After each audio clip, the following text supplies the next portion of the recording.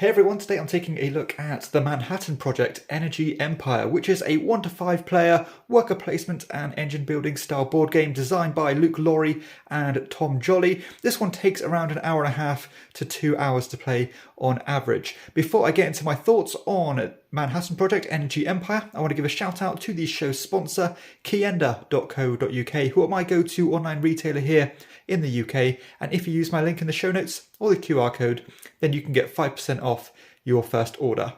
Okay, so the Manhattan Project Energy Empire is going to look like this when it's set up, where essentially you have the main board here with all these different worker placement spots on them. So all the places that you can go to are going to have this little kind of silhouette of a builder here. And the board is essentially divided up into 3 different color-coded areas, which is important to the engine style part of the game. To the bottom left here, where you have this newspaper, you have these pollution tokens, which essentially acts as a countdown timer for the game, and it also kind of fluctuates the oil prices as the game goes on. You have this United Nation track at the bottom here, where you can get these points, and at the end of the game, whoever's pushed the furthest along will get a bonus 3 points. And you have this little area down here where you can acquire these achievements for endgame scoring. Now, additional resources are going to include, of course, the decks of cards here, which correspond to these spots here, which are always in flux, and people buying cards and adding them to their little scoring tableau.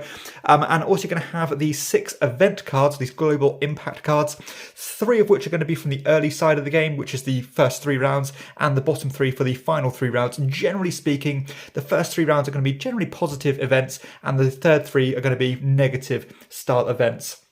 You've got all the additional resources, such as the metal here, you've got the plastic, you've got these oil drums, you have the science tokens and these other kind of big oil refineries. You've got the money, you've got these dice, which is going to be a way to acquire energy throughout the game, and everybody's got their own personal player board that look like this. And most of this board is just for a storage area for all your different resources. However, you do have some useful little tracks here, which shows all the different faces of those dice that you can acquire. You can potentially keep up to 5 dice throughout the game, which are all going to give you a point for each one you unlock. You're going to start with 3 workers, at least as a basic rule. And you're going to start with 1 private achievement. So you can see my one here says I get 1 victory point for every $2 I have spare at the end of the game. And more importantly, you have this environment part of your player board here, which is a way that when you gain pollution, you're going to cover up these spots, potentially costing you end-game scoring. And it can also cost you in-game scoring the more contaminated this board is. Now, additionally, at the start of the game, everyone is going to get given a couple of these nations, and you can choose one, but I just dished them out at random, and they all dictate your starting resources. So you can see here, as France, I start with one of these yellow die here. I've got a science token, and I have 2 money. And also there's a bunch of different ones here, like you can start with more or fewer resources, depending on the nation you are. And the bottom half of that card is going to be a personal little spot you can go to in order to move along that United Nations track. So you can see here, if I spend a science and 2 coins, then I can push along that track. And everybody's got a different criteria on how they do that. So naturally, you are trying to get as many points as you can in this game, and the player with the most points by the time the game ends will be the winner, and a lot of those points will come at the final scoring. And as I mentioned, you'll get a few of them, or quite a lot of them, from the United Nations track, and only 1 person can occupy that final step there. You'll get them for all the die you unlock and add them to your personal player board, up to 5 of those. You can have up to 5 of these personal achievements, all of which you can score up to, I think it's up to 5 points for each. You can also score points based on your environment. As I mentioned, every revealed spot or exposed spot at the end will give you a point. And also these 3 columns here will give you 3, 2 or 1 points, if they are empty at the end. And I suppose more importantly, you'll get a lot of points from the buildings you acquire, because you can see here that in the top left-hand corner you have a points tally like so, which will all be added to those endgame scoring. So let's have a look at the anatomy of these cards, which you'll be collecting, and because you will have quite a lot of these. And they do come in 3 different types, again, all 3 different colours.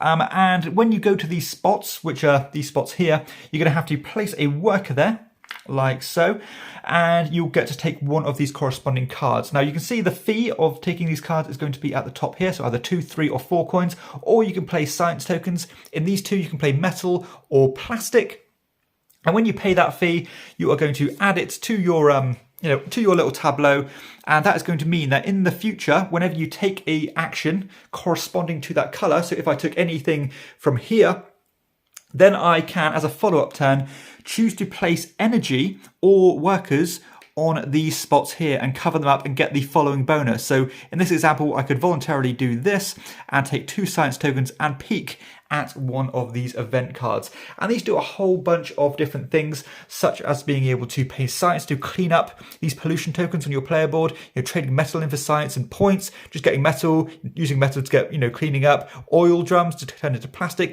any kind of variation of the resources and exchanging them into each other, etc. Something that's important when it comes to the worker placement part of this game is that if somebody else tries to go to the same spot as you, or if you go to the same spot again, then you have to create a bigger stack of workers than the existing one. So you can see here that the first player gets it just to place 1 worker, but the second player has to place a worker and an energy to create a taller stack than the existing one. So you can see here now this one has 2 wood chits basically, or cardboard chits.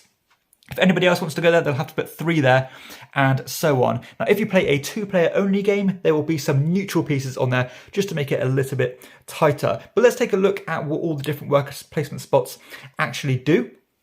So we've already talked about acquiring cards and what they do. Now, something I should mention as well is that some of these cards, when you purchase them, will come with a pollution on them.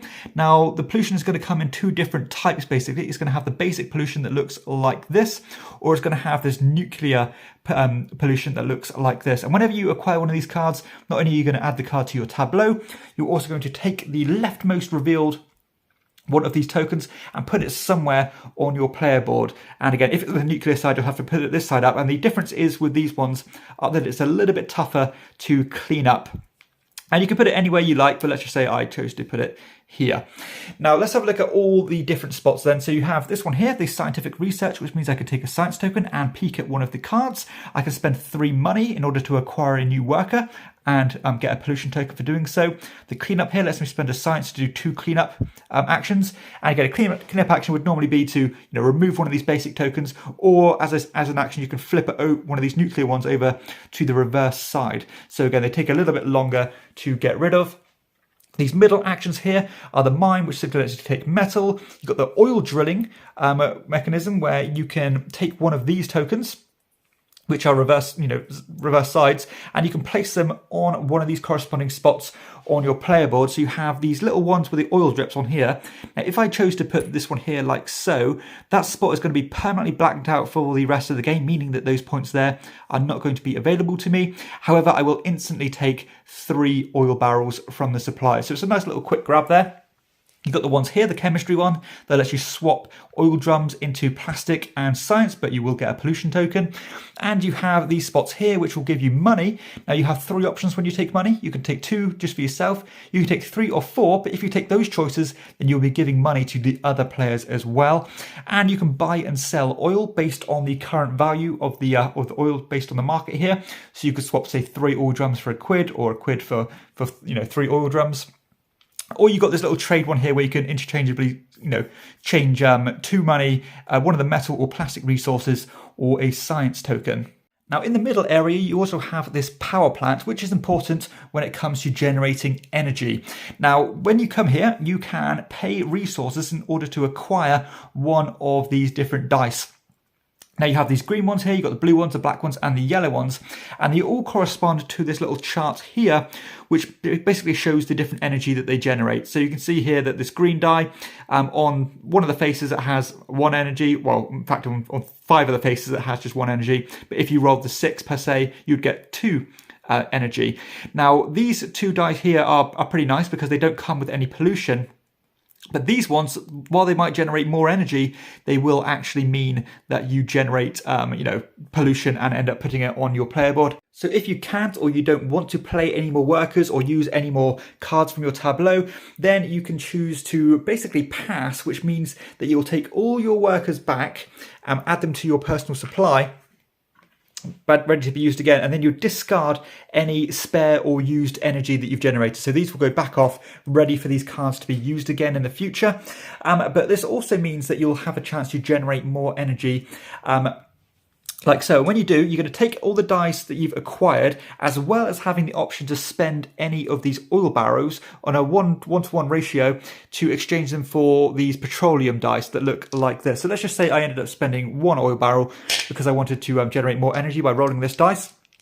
Then I'm going to roll them, and then this is going to show how much energy you get. Now, the higher number is going to be important, because if that higher number shows one of the pollution symbols, then you're going to add that pollution to your board, like so. Always taking from the little round tracker here. So let's just say I added it on like that, and then the rest of the symbols are going to show the energy you get. So I'm actually going to get 6 energy for this round, which isn't so bad. And any of these petroleum dice that you've gained from, trading in these oil drums will be discarded, because they are only a one-use thing. So as you could probably tell, as players keep taking the pass action or the generate action, which is what it's technically called, these pollution tokens are going to start shedding from here, or whenever anybody gains pollution, they're going to shed from there, which eventually is going to expose the bottom spot here. And then you're going to reveal one of these global impact cards. And then this is going to be a little thing here that's going to affect all the players. Now, the first thing you're going to look at is the top spot here, which shows the different kind of environment or part of your environment board, which you're going to score points for based on how many spots are exposed. So you can see here that this says for every clean piece of water that I have, I'm going to get a victory point. And this relates to all the players. So you can see here that me as the yellow player would get 4 victory points because I have 4 clean pieces of water. The top right part here basically means that the cards relating to that section are going to get wiped off so that new ones come on the board and refresh the tableau there. And the bottom part is going to be a little event that's going to affect all the players. So you can see here that in this particular card, it says until another global impact card is triggered, players may freely discard science tokens. 1 victory point is gained by the player for each science token discarded. So it gives you the option to trade in science for points. And these do all kind of different things. Yeah, based on the different environment, or this one says like immediately in turn, each player may drill for oil as if using the oil drilling board action. So you get little bonus kicks there to do things a little bit faster. And as the game gets to the second half of the game, these rather nasty ones or more difficult or more problematic ones come out, which again, you'll score points in the same way, but you'll get ones like this chemical spill, which will say each player takes 2 pollution tokens from the supply, chooses 1 row and places both tokens in that row. So it's going to be like kind of, pollution that you can't really do anything about. And something I forgot to mention is that if you pass or take the generate action and you still have at least 2 or any combination of 2 workers or energy remaining on your board, you have the option to take a new achievement into your personal player board to give you an endgame goal to aim towards.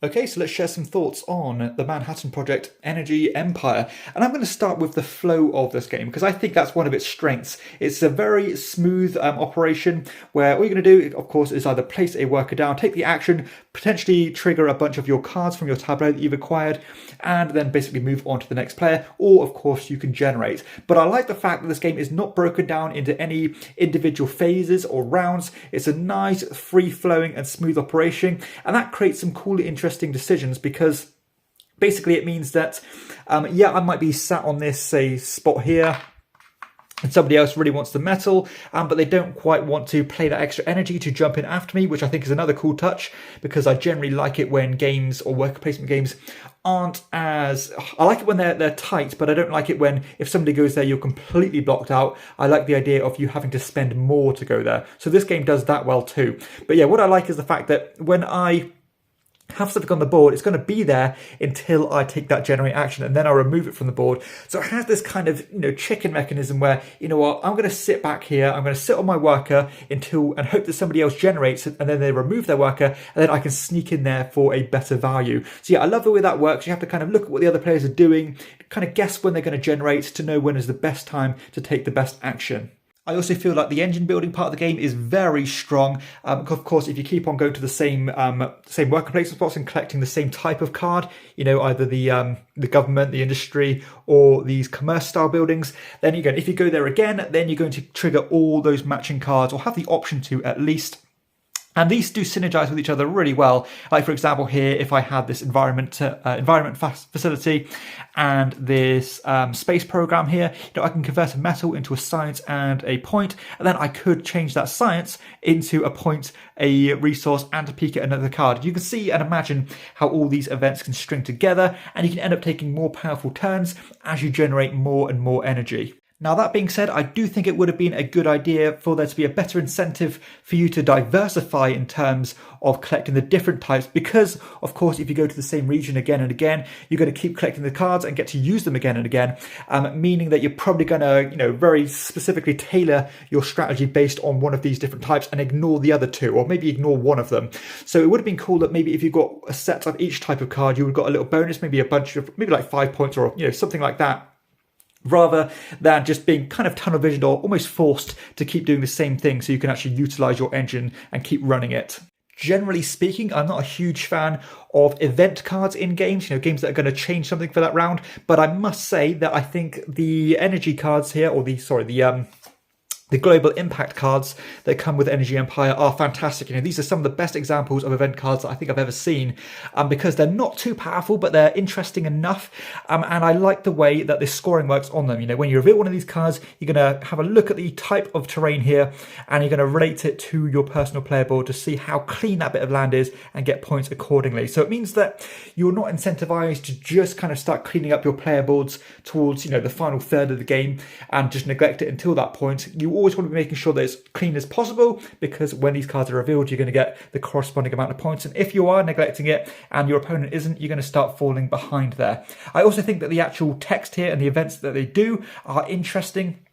And they just kind of give the game a little bit of kick at times. Like some might say, just, take a worker from the supply for free. So you've got a whole new worker to play with. So they all kind of keep the game moving forward. And I even think the negative ones aren't that swingy, and they're going to kind of hit everybody at the same pace. And the fact that you do have ways to mitigate this, if these would, just by chance end up hurting you more than your opponent, there are ways around that, because you do have the option to start peeking at these cards in order to plan for that, inevitability. So yeah, I do like that, the way that works, and this has actually helped me quite a few times.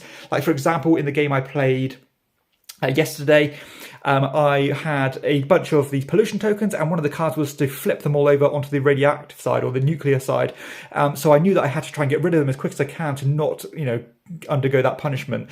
And that being said, I'm just happy with the way the whole environment part of the game works in general. The idea of managing the pollution, it may be taking the better buildings, but the better buildings are going to come with that punishment, or even, that nuclear pollution, which is going to be a massive pain to get rid of, meaning that you're probably going to have to start generating, science tokens to clean it up, or even start generating, and personal player spots in order to get rid of that. So yeah, I like that pressure of wanting to keep it as clean as possible, and that bonus incentive to keep these columns clean to get these bonus points. Just a nice little kind of corruption mechanism that we've seen, but this just does it in I think a slightly more interesting way, if I'm honest. And I especially like the choice of these oil mining idea here, or oil drilling, where you can take these tokens and permanently put them on your board, but get that quick grab of 3 oil. So it's like you're damaging your environment, you're permanently blocking off a space, which means that of course you're going to forsake those points, and also forsake the points based on the events, but you have got that nice little quick grab of those oil, which you can use to your benefit.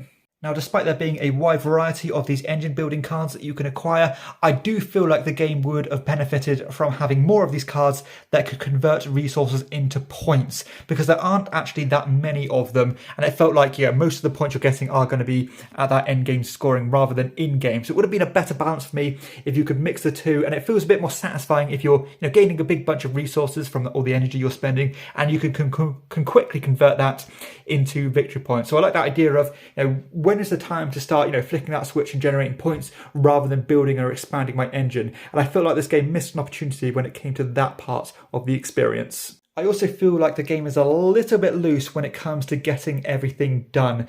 So, for example, in my experiences with this, and bearing in mind this could be a personal thing based on the pollution that we take, because this is going to dictate the pace of the game, and maybe we are risk-adverse players.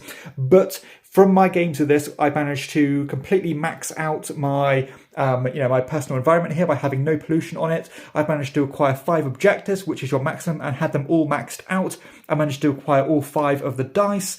I managed to have spare resources and etc. So it feels like, and even like going to the top of the UN track. So it feels like there's not much forsaking one thing for another, which ironically happened with another game that designed by Luke Laurie that I've played called Whistle Mountain. That was my one complaint about it, was that you could get too much done and it was a bit too forgiving. But yeah, bear in mind that If you do have players that are going to go completely, bonkers in relation to the pollution and just keep on taking it and bleeding that those stacks there, then maybe that is going to change it. But again, depending on your player group, that could be the case. So bear that in mind.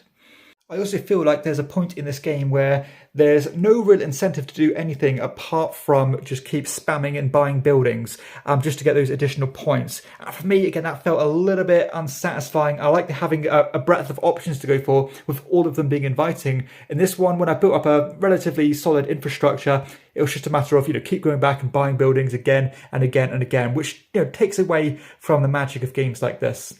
Despite the flow and the uptime of the game being very solid and positive, I do feel like the game overall goes on a little bit too long. Maybe one round shorter would have done it for me, but again, maybe that is a personal thing based on people taking pollution tokens.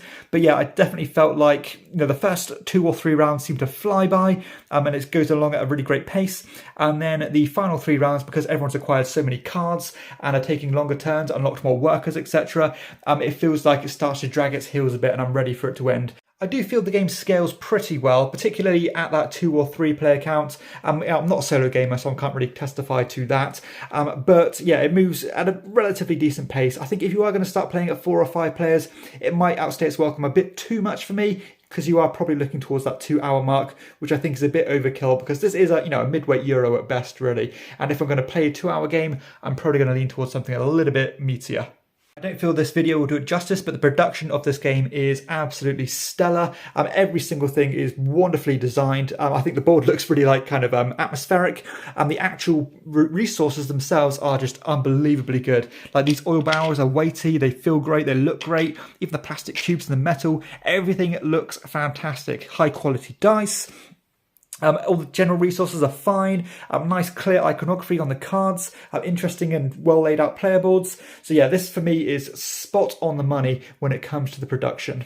Okay, so let's get into some final thoughts on the Manhattan Project Energy Empire, which, despite me making quite a few complaints or critiques there, I do feel this game is really well designed. It has a lot going on for it, and even a lot of things that I would normally shy away from, I think this game pulls off to a good standard. I mentioned the event decks. These are all fantastic. I love the way it scores. I love the environmental part of your board. That's brilliant, and probably my favourite aspect of the game in its entirety.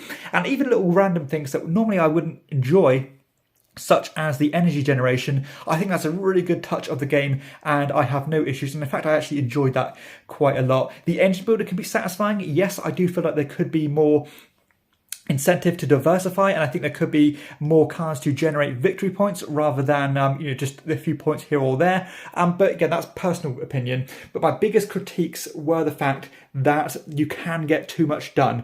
Again, maybe that's a personal experience thing, but it is what happened. You can completely max almost everything out, and for me, that almost cuts the legs out from under a game, because it really does kind of nullify my desire to come back and play it any further. So yeah, I would have liked it to be tweaked to be a little bit tighter, a little bit more harsh, and a little bit more restrictive. But said, mechanically, there's nothing really I dislike about it. I like the idea of the worker placement being in flux, people going in and out of the board all the time. I like the idea of having to place stronger energy on the board to go to the same spot as somebody else, putting the pressure on the players. Again, I like the pressure of the event scoring and the way that it affects the game. So yeah, almost there's so much I like here, and it was very close for me to, making me consider to keep this one. But I think because of those concerns, I'm not going to end up keeping it, because I do have a lot of worker placement games. And while this one is definitely a better than average worker placement game, in fact, it's way better than average, I don't think it's as good as the great ones. But if you want kind of maybe a mid-level or kind of a gateway plus, maybe a bit stronger than that weight game, then this is not a bad one to look at if you can get your hands on a copy, because I do think it is out of production. But yeah, for me, it's just slightly missed, a near miss, that's for sure. But that being said, I am a little bit apprehensive when it comes to worker placement games anyway, because I tend to like them to be a little bit heavier than this one is. But yeah, very near miss. So that is the Manhattan Project Energy Empire.